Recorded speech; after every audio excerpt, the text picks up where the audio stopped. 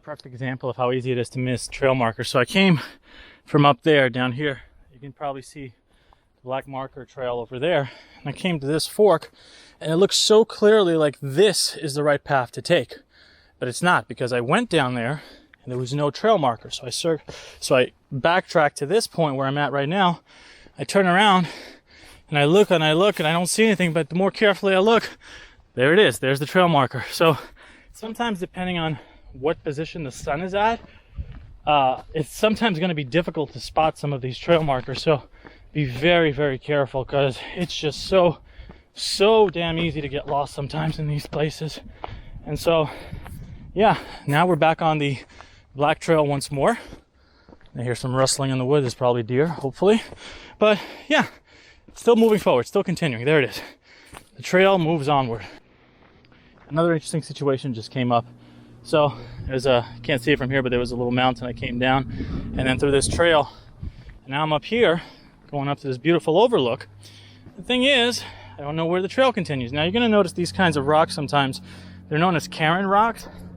And sometimes you'll have places like in deserts especially where you find these that act as markers instead of the ones that you see on trees or on the ground. And in this particular case, this is telling me to stop and basically look around, because if I look in that direction, came from there, so some people would be like, oh, I have to keep going that way to find the next trail marker.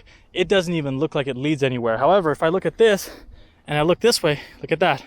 That looks like a trail to me. So that should be the continuation of the black trail. So let's keep going. I was right. I went about 100 feet further into this trail, and there's that first black marker. Now, sometimes, because I am trying to get to the blue trail from here, look closely, because sometimes, you know, your eyes might play tricks on you because maybe you've been looking out of the sun too much, and it may make certain colors seem darker than they really are. So you might be looking at something that's a blue trail, it might seem like a black trail or something like that.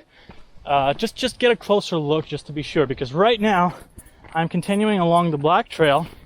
My goal is to reach the blue trail, which is the intersection is called Seven Hills.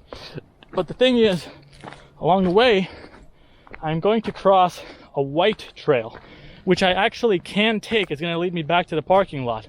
But I'm choosing to skip that intersection, go further to the blue trail, and then from there, take the blue trail to meet the same exact white trail I was just talking about. That'll also take me back to the parking lot. So now, that's the next intersection that I'm looking to do. As I was saying that, another interesting intersection came up. So that looks like the way, but I actually have to go down this way. You can see the black marker. So that's where the trail continues. Okay, the part with the white trail came up. So just following the black trail up here. There's the marker. Now as I continue, here's an interesting intersection. Look at that. There's the white trail intersection and continues in that direction. So again, if I take this trail down, it'll actually take me all the way back to like the beginning of the trail and back to the parking lot. But I'm trying to take the black trail, so excuse me, I came from over here and I have to continue over here to continue on the black trail, which you can see continues over here. And this is going to take me to the blue trail, which is Seven Hills, that next intersection. And then I'll take a right and follow the blue trail down to the same trail. So in other words, the blue trail is going to continue that way and merge together with that same white trail that I just passed. But I'll just be able to see more. That's why I'm doing it this way. Following the black trail led me out here. And I assume this is where Seven Hills is. So I'm going to start being on the lookout for a possible intersection with the blue trail, which is where I'm supposed to make the next turn on. It's going to be a right turn based on where I'm coming from, which is the eastern end. So let's see if it's easy to spot it. I've been in situations in this park where, okay, well, there it is, perfect. All right, so there's that blue trail.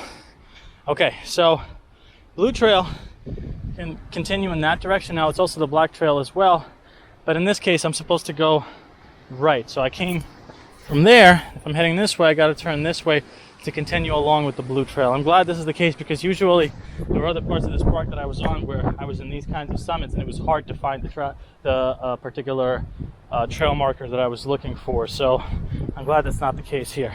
So if I would have followed that Seven Hills sign, that would have actually led me out here. Something interesting to know. So that would have been a huge shortcut. I decided to take the longer way because I wanted to see more summits and overlooks. But now this is going to be the path that I take It's going to take me to the white trail, and the white trail is going to take me right back to basically the parking lot, which will finish up this hike. By this point, I think I'm done with about 80% of the overall trail.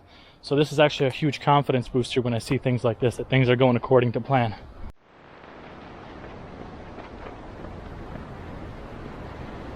Okay, so making our way down the blue trail, and it continues down there, but look at this. There's that white trail that I was telling you about. It came from over there. So in other words, I was over there all the way behind those hills, that hill that you're seeing, where I came up on the black trail, and that took me around to the blue trail and over here. But the white trail continued over here, so they basically met back up again. So the blue trail continues over there to another summit. I don't need to go there. I've been there before, and it's kind of, it can kind of lead me back, but I don't need that. What I'm going to do is I'm going to take the white trail to the left and just follow it all the way back to the parking lot. So from now on, no more trail switches, none of that stuff. But here's the thing. I've been on this trail before. This is the only part of today where I'm actually running on familiar ground. And the thing is, this part of the trail, it zigzags a lot. So what I mean by that is you don't want to get too cocky, even though this is the last part of the overall trail, because if I start running, which I will once the camera is off, what's going to happen is this trail, as I'm running, maybe it'll shift left or shift right, and it's just going to keep doing that again and again. So you got to be careful. Again, like you're running, you get too excited, like, oh, it's the last leg of the race, whatever. You will have these, surprise things happen, especially in this park. So despite the fact that I am on the last part of today's trail, still have to be careful, because all it takes is one mistake for things to spiral out of control, and I don't want that to happen. So almost done. Now we're at about maybe 90% done with the entire trail today. After I shot that last clip, started off on the white trail, started making my way there. This is the crap I'm talking about. I get over here, and there's a path there, there's a path there, and there's a path there.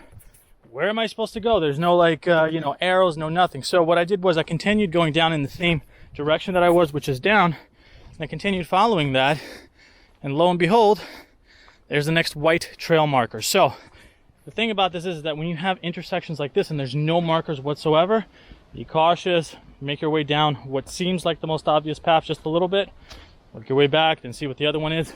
Just so long as you know where the next trail marker is, then it's okay to continue. But this is what I was talking about. This part of the trail is a tricky one sometimes.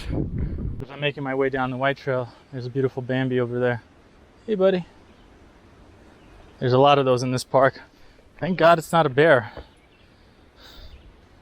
I hope he knows where he's going, because my path is that way. I had more reason to start trails like this earlier.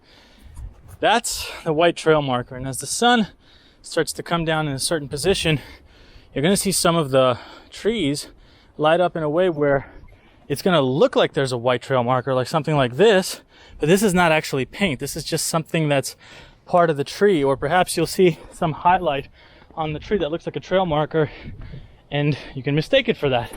So be very careful, take your time, especially in this last section, if you are in a situation like that, because bright colored trail markers like white, especially yellow, those are more difficult to spot in these kinds of circumstances, light colors basically. So I gotta continue that way. But yeah, that's just another thing to keep in mind. So, talk about irony. In spite of the fact that this trail is the one that's actually familiar to me, I've done it maybe 3-4 times before, I still had to spend more time navigating this trail because there's just so many switches and stuff than the other ones. So even if you are familiar with some of the trails, and of course, you build up your confidence and familiarity the more times you do it, but you still need to be careful. There's just, this trail is the sneakiest part of the whole loop that I did, ironically. But we are now at like 95% done with this. I recognize this part of the trail, not too far from the parking lot now. Okay, so I finally made it to the end of that white trail. I think it actually keeps continuing that way, but there's that parking lot where I started. So, yeah, the trail went exactly as I mapped it. There were definitely some obstacles along the way, but good news is that we kept a cool head, used the strategies that I recommended, and here we are, right where we started. So final thoughts, definitely, I don't consider myself an expert.